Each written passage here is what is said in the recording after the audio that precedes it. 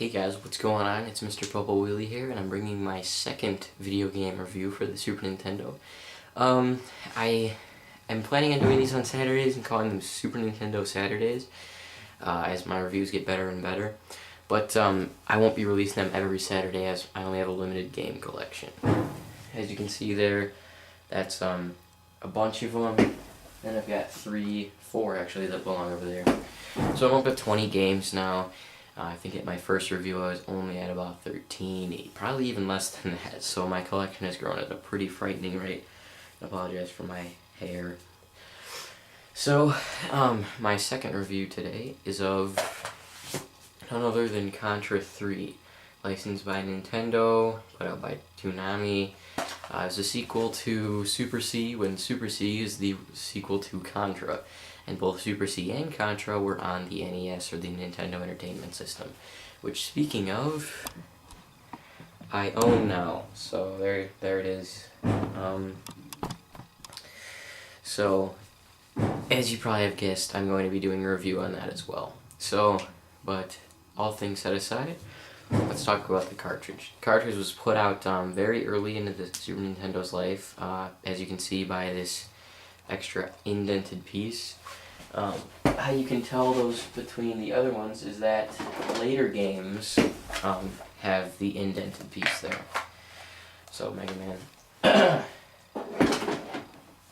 So this was obviously put out probably 91 or 92, probably not even 92.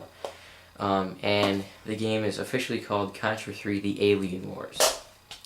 That one is in pretty good condition. I cleaned it up and things like that. The game will probably run you about 15 to 30 bucks. I would recommend paying 25 at the most, but some stores are crazy. The game's a little bit more rare because the demand for them is so high, and it's such a great game, and it is oftenly hailed as the greatest two-player game ever. You should either keep it in a dust cover or a box. I'm keeping mine in a box right now. It's just a great way to sustain the game's lifetime and how long you'll be able to play it for. So, all that aside, let's talk about what the story's about. You play as one or two, depending on if you're playing by yourself or with a friend, two Marine Special Forces agents who've dealt with these type of encounters before, but this one isn't just a normal encounter. This is the war. The aliens have come down from wherever the heck they live, and now they want Earth. So, it is your task with stopping this invasion, and you basically did that in the other two games, except they're very minor, small-scale things. The game has a variety of weapons that you get to use, and it's very challenging on your own, but I'll get into that in a few seconds here. It has a variety of weapons. You have two weapons in your inventory. You can swap between them using the X button. So the very top of the four buttons on the control pad, and there are the ones that I've encountered, at least I think, are probably the only ones that are in. There's the C, the heat, there's the laser, and the C is it just fires little rockets. The heat is heat-seeking missile, so it flies around to whatever enemy is nearest, and then the laser is what the name entails. It's actually a colored laser that shoots out straight. It sort of just has a stuttered fire to it. And those are the only guns that I've encountered, so you can swap out you start it with two defaults. Other stuff that you can use is the bubble shield. Basically puts an aura of energy around you, and you can't take damage, and you can knock other guys out. You collect bombs, and those are used using the A button. And those take out enemies in a very large radius. It spreads out and kills them. Very effective for using in the boss battles. And the first boss battle is a giant turtle, and this is going to go into in play with how much easier it is to play it with two players. When you're playing by yourself, you have to do everything on your own. But the reason why it's such a great two-player game is you can assign.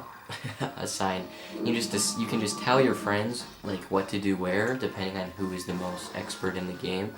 So in the giant turtle thing, there's basically a rack of stairs. There's the floor, there's a step, and then there's a step, and then the turtle shoots like fire through the middle one. He'll launch birds at you at the top, and he'll throw worms out of his mouth onto the bottom level. So you can like, and he's got basically a heart there beneath his legs, and that's your target. You have to destroy the heart, and then he dies. And so what you can do in that situation, you can tell your friend to go up on the top level, and he distracts the turtle because he'll shoot bullets at you and things like that, while you're shooting at the heart below him. So it's it's super easy if you're playing as with 2 people. So I would recommend playing with 2 people, but it's also got a beatable single player campaign. And there are only 2 standard enemies that you'll face, and then 2 basically advanced versions of that, and there's a blue and a red. The blue people never shoot, but the red people do shoot. And when they shoot, it's deadly accuracy. Just like any enemies that shoot in the Super Nintendo game. It's always deadly accuracy, whether it's Total Carnage, Mega Man, this game, whatever the heck it is, or Super Metroid, there's a few people that shoot in that game. Whatever the heck it is, deadly accuracy as usual. It's just the usual thing. And then the advanced version of red people are basically snipers. They've got longer rifles, and they shoot less seldomly than the regular red people, but they're still deadly. And one hit, just like many other Super Nintendo games, kills you. And then the blue person actually does throw something. He throws like little mortars in the air, and they fly down and they make an explosion, much like what your bombs do if you were to or much like a grenade would do in other Super Nintendo games. So overall, I would give this game 5 out of 5. It's got a great single player, a great multiplayer, great on replayability. The only thing I wish it could do is have a save feature. But as you can see, it's a product of Toonami. They don't do save games.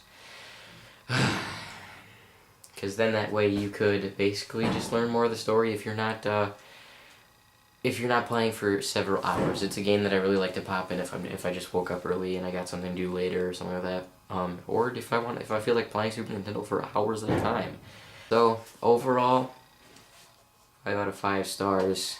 If you can find Contra 3 somewhere, I know it's a little bit more rare, buy it.